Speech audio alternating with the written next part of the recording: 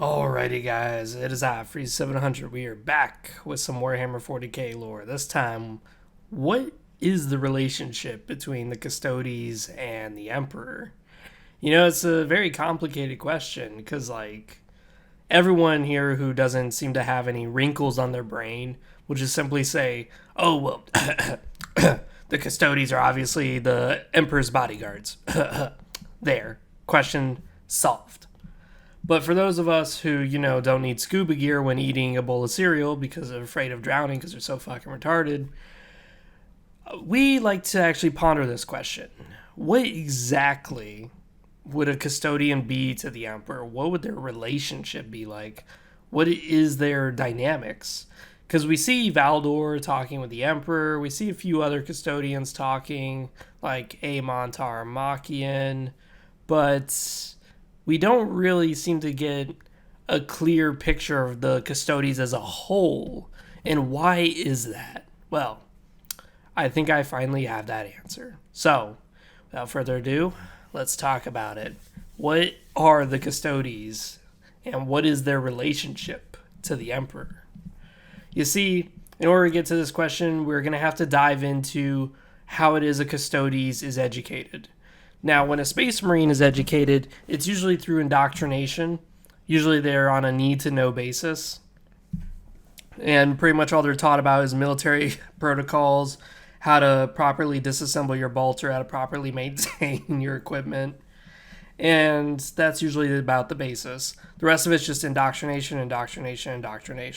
Like to a Space Marine, it is utterly impossible for them to conceive the notion that maybe the Emperor's wrong, that maybe the Emperor should give them more lenience in their judgment because that the Emperor himself is somehow flawed. No, they are very indoctrinated to the extreme.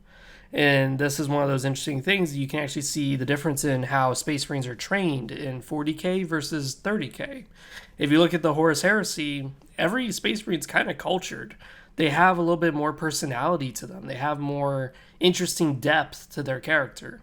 But then you see the Space Marines who are trained in 40k, and they're very bland. Very, very bland. There's very minuscule differences between each other. And that's intentional. That's because of indoctrination. That's because of how thoroughly they need to be drilled in order to not betray the Emperor. Now, when we look at a Custodes, it is very different. The way they are trained and educated is very, very different. See, they're educated in politics, theology, philosophy.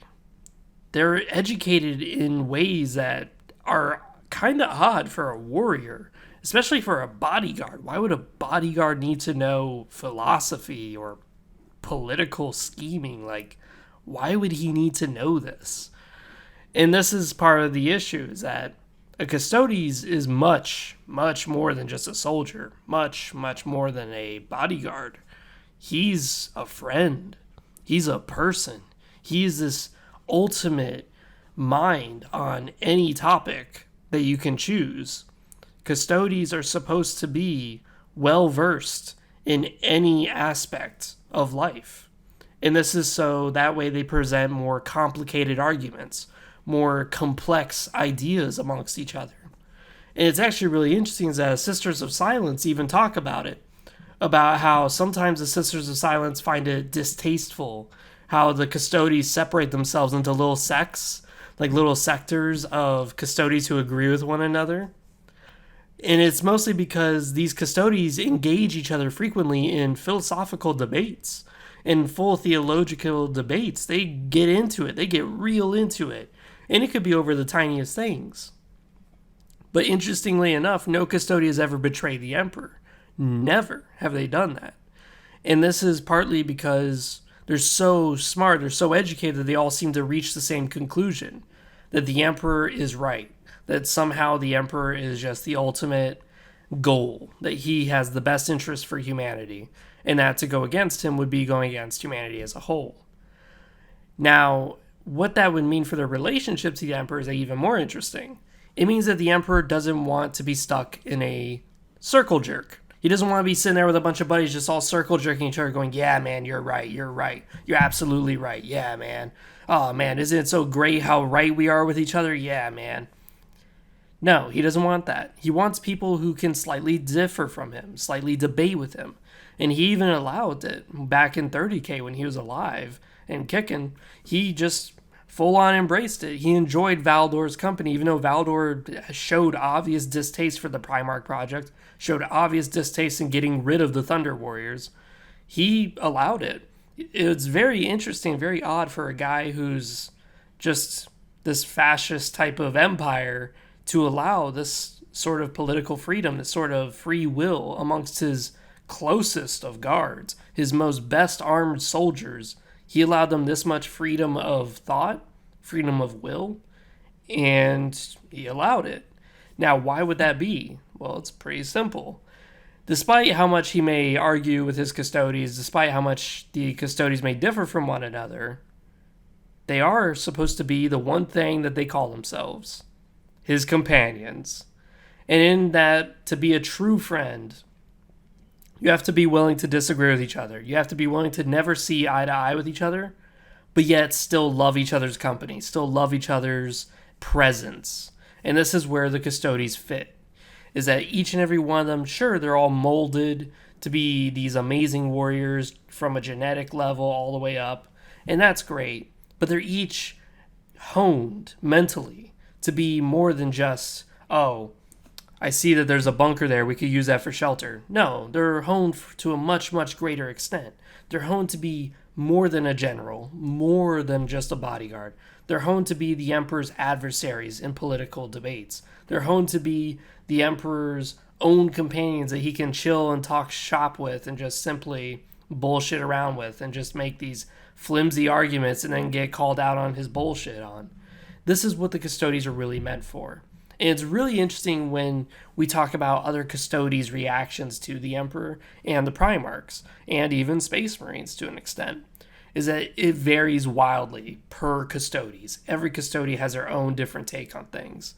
There is actually one interesting excerpt where the Primarchs are demanding to meet the Emperor, and they go, his sons are here. And one of the Custodes interrupts and goes, we are the Emperor's sons. It's like, ooh, that's very interesting because the Custodes have been around so much longer than the Primarchs have. The Custodes have been with the Emperor much more intimately than the Primarchs have. Because you have to think about it. Every Primarch met the Emperor when they were a full-fledged adult, and they could have been over 100 years old by the time they met him. The Custodes have been with the Emperor since they were infants. They have debated with the Emperor. They have had fun with the Emperor. They've had all sorts of serious discussions with the Emperor. They are much more entwined with the Emperor than even the Primarchs. So when a Primarch comes around and says, I'm the Emperor's son, they full on refuse that. They go, whoa, you're the Emperor's son? You're his experiment. Nothing more. We are his sons. Now, there are some later Custodes who have gone around to this idea that, yeah, the Primarchs are the Emperor's sons. Like, look how fucking huge they are. Look how much power they've been given by the Emperor. The Emperor wouldn't do this for anybody. Unless, of course, he personally made them. And he did. Whereas the Custodes was made from infancy, these guys were made from just nothingness. They were made from just scrap. And that's what the Emperor did, was literally create sons.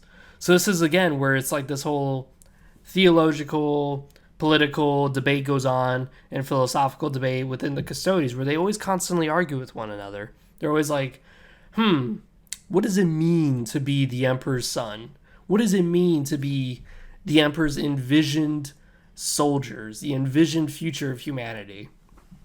In fact, speaking about that, the Emperor's envisioned hope for humanity, it's actually started to come up into light that the Custodes are starting to doubt themselves. Some of them.